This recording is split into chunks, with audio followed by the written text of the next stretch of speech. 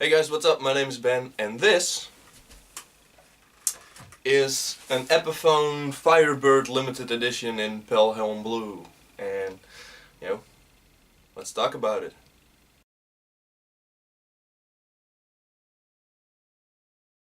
So let's talk specs. It's a mahogany neck, mahogany body, with a glued-in neck. Like the old ones that were made in Korea, they were all balled-on necks, like you see on Fender guitars. This one is glued in, very nicely done. The finish is absolutely beautiful on all the edges. The fretwork, which are 22 medium jumbo frets, they feel good. There's no sharp edges on either side of the neck, which with cheaper guitars or Asian guitars you'll see that things like that don't get as much attention as they should. This one has absolutely no problems. It's very smooth. It brings me to the neck. It's a thick neck. It's like a baseball bat. If you start up here, it's kind of like an 50s, 60s Les Paul, I would say.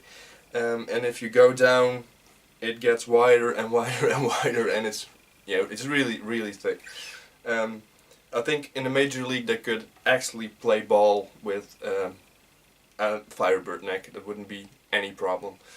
It has the Steinberg tuners, which go for a lot of money now on eBay. I saw some things going for like 180 pounds. It's like, what, $250, $240 for the tuners alone.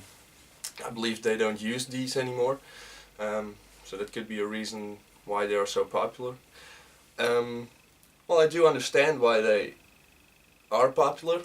They're very precise. You don't need to twist for hours and hours. It's just, little adjustments are enough to get it in tune, and they stay in tune great.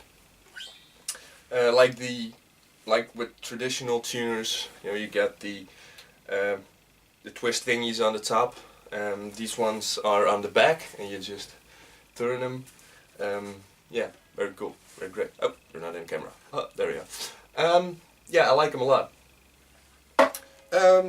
If you check out the humbuckers, two humbuckers, one in the bridge, one in the neck, stop tail piece, bridge, adjustable in height. It's well, if you know Gibson guitars or Epiphone guitars, you won't be surprised with this.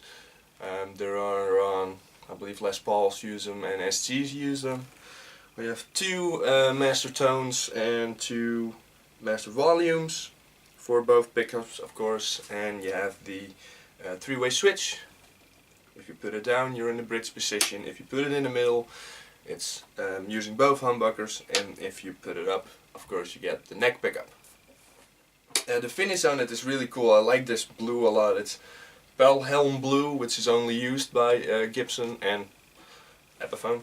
And it's a very weird color, and it's not, you can still see all the accents in the wood and all the wood grains. You can see still through the finish. It almost looks like they put some, I don't know, I'd say gold powder or something on the wood before they put the blue on. It's very thick though. It almost looks like it has a plasticky feel around it. If you look closely, you can see the accents of the wood with the like the gold sparkle and the blue, and on top of the blue, it's like they laminated it with like you do with a piece of paper. It feels very thick. I'm not sure if I'm really into that. I like feeling more of the wood underneath. But it's not bad. It's not sticky.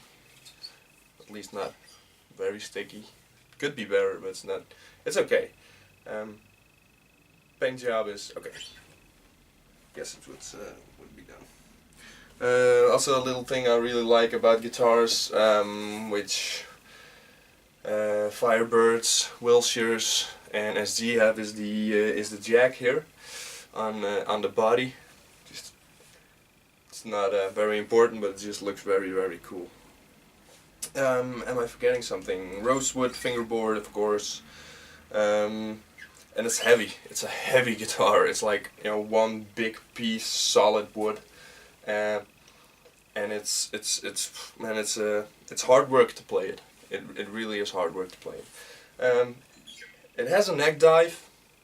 What else is new? You know, it's a Firebird. All Firebirds have neck dives. So if you think that's a problem, you know, don't buy. You know, don't get a Firebird. It's very simple. They had this issue since the very first one.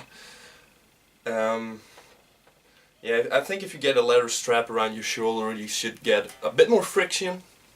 So maybe it, you know, it holds in place better if you do that.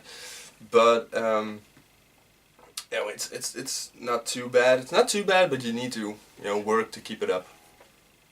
And I've been playing it for a few days now, and well, I have to say it is that heavy that it hurts your shoulder or back after a while. So those are downsides for me. You know, I have some back problems. I prefer lighter guitars like SGs, or, you know, I don't, as long as it's light. You know, Les Pauls are pretty heavy too. I think this is heavier than that.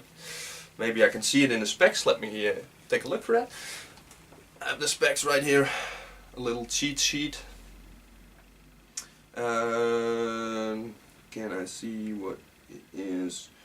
Blah, blah, blah, blah, blah, blah. Nope, I can't see the, wait, okay.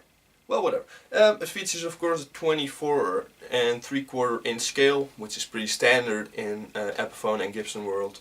The thing is, though, if you stand up, it's such a big body that it almost feels like a 25.5 inch scale. So that's something you would you know, take in mind if you want to buy a guitar like this. I'm a bigger fan of the shorter necks. So yeah, if you want one of these, it is a 24 and 3/4 inch scale, but like I said, because the body is so big and the headstock is so heavy, it leans towards this side, so the body really sticks to your belly. So, and then it really feels like a huge neck, almost like more like a Fender neck. So that's something that you need to keep in mind. But as always, you know, the best thing is to go to the shop and test one. If you can find one in a local shop or somewhere, you know, just go through it and check it out there. It's something I never do. I just gamble a lot, and sometimes it's a hit or a miss. But this one is really a hit. You know, it sounds cool. It plays very well. But it's really something different from your Les Pauls, from your SGs, from your Strats, from your Tellys. It's really unique. It has really its own feel and its own style, and that's pretty cool.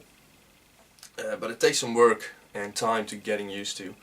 So yeah, my advice would be, if you know a store, if you know a shop where there is a Firebird, I would go check it out in the shop and, you know, make a decision on your experience there.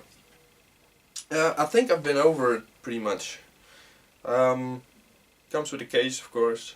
Well, I got it with a case because it's used, and the old owner had a case. So I don't know if they come with a case when you buy them new. I don't even know if you can find them new. So, you know, that's up to you to find. Overall, I'm pretty impressed by this Chinese guitar.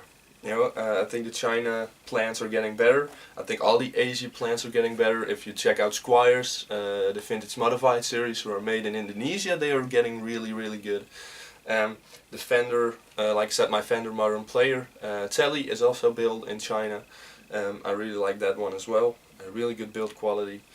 And this one feels, you know, even though it's big, it's heavy, it's a piece of work to play, but it feels solid, absolutely solid. The switch feel nice, the buttons feel solid. The overall build quality is really good, I think. And I think Epiphone did an excellent job with this series. So I think that's enough with all the blah blah and the talking. You know, that's quite boring. let's just check it out how it sounds in different settings. I'm going to use my orange OR15 here right behind me, and a microphone, an Audio Technica, and my Scarlett Solo interface. So, let's just check it out.